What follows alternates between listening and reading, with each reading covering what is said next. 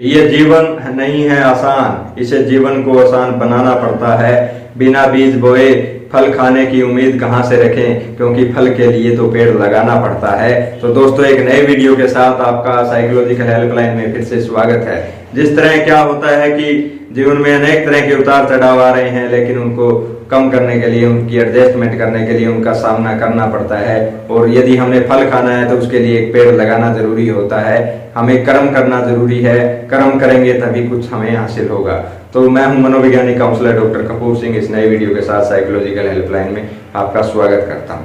तो आज हम बात करने वाले हैं जो भी OCD, religious OCD, depression, anxiety, stress वाले जो भी पेशेंट है या जो भी नॉर्मल इंसान है, उन सब के बारे में बात करने वाला हूं कि कैसे हम अपनी डेली लाइफ को रूटीन में सेट कर सकते हैं। अब बहुत सारे लोगों का फोन आता है कि सर मेरे मन में सुसाइड करने का विचार आ रहा है, लेकिन सुसाइड करने से कोई फायदा नहीं है। सुसाइड करने से फायदा इसलिए नहीं है क्योंकि यदि सुसाइड का विचार आया, सुसाइड कर लिया, तो पूरी दुनिया भी सुसाइड कर सकती है। क्या सुसाइड करना किसी समस्या का सॉल्यूशन है? कभी नहीं है। तो आपके मन में ये विचार आ रहा है तो बहुत गलत विचार आ रहा है। यदि आप कोई स्टूडेंट है, कोई युवा है, तो आप ये सोचिए, यदि आपके मन में सुसाइड का विचार आ रहा है तो आपके पेरेंट्स के भी कभी ना कभी जरूर आया होगा। क्योंकि जो जीवन में समस्याएं आ रही है, प्रॉब्लम्स आ रही है, वो सबके लिए आ रही है। आपके पेरेंट्स है, वो भी इन समस्या से, प्रॉब्लम से गुजर गए हैं, निकल गए हैं आगे।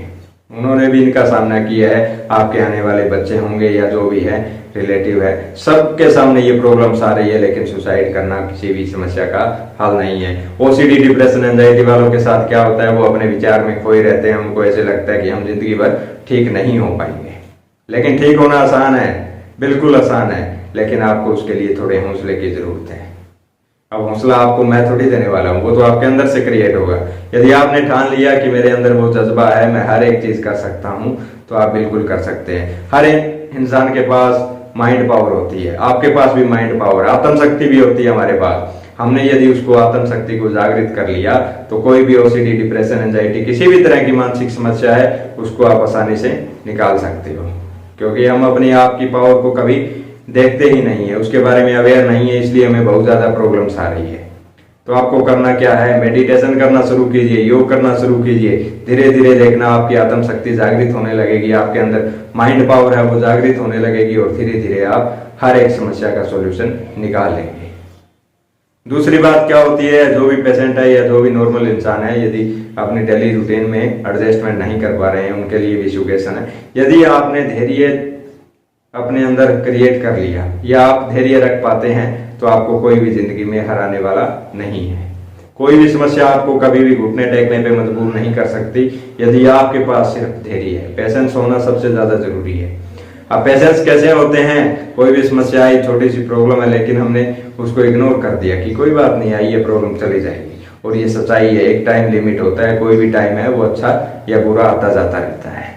यदि आपने एक बार में ये सोच लिया कि टाइम हमेशा अच्छा रहे, तो किसी का भी रहने वाला नहीं है। हम काउंसलर है, साइकोलॉजिस्ट है, हमारा भी समय एक जैसा नहीं रहता है, तो आपका कैसे रह सकता है? भगवान था, उसका भी एक जैसा नहीं रहा। यदि हमने धर्मों, इसमें बहुत सारी बुक्स में पढ़ा है कि भगवान श्री राम थे, वो वनवास गए, बहुत सारी चीजें देख रहे हैं, उनको हम भगवान मानते हैं बहुत सारे लोग। तो उनके अकॉर्डिंग यदि हम चले तो उनको भी समस्या का, प्रॉब्लम का सामना करना पड़ा, तो हम तो सिर्फ इंसान हैं, तो हमें भी करना पड़ेगा।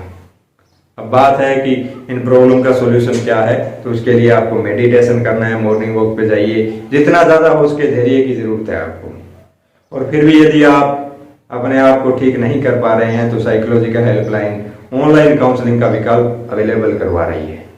आप घर बैठे स्क्रीन पर जो नंबर दिखाई दे रहे हैं, काउंसलिंग ले सकते हैं। 20-21 दिनों में बस ठीक हो जाएंगे, काफी हद तक ठीक हो सकते हैं। अब रिलीजियस ओसीडी वालों के बारे में बात करूं, तो वो कहते हैं कि सर आप तो कहते हैं भगवान ये नहीं है, वो है।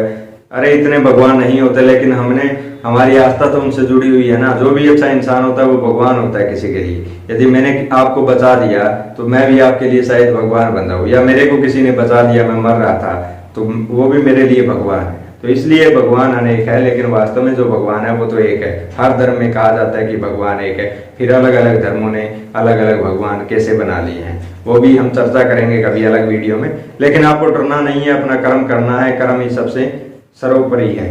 यदि आपने अच्छा कर्म करना सीख लिया तो आपको कभी भी प्रॉब्लम नहीं आने वाली है।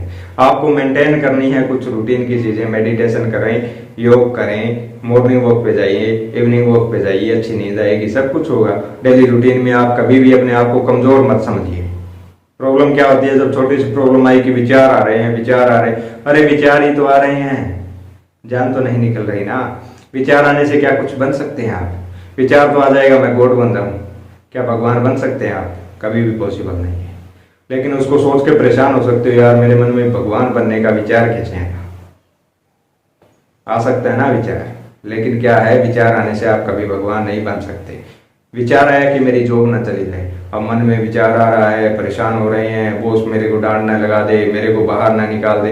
अरे विचार आने से कुछ भी होने वाला नहीं है। विचार विचार होता है, विचार को त्याग दो, जो होगा वो तो होके रहेगा। आपको अपना कर्म करना है, कर्म करते रहो। यदि साइकोलॉजिकल हेल्पलाइन से काउंसलिंग की जरूरत है तो ये नंबर स्क्रीन पर है, इस पर आप कॉन्टैक्ट कर सकते हैं। धन्यवाद दोस्तों, वीडियो देखते रहें, शेयर जरूर करें।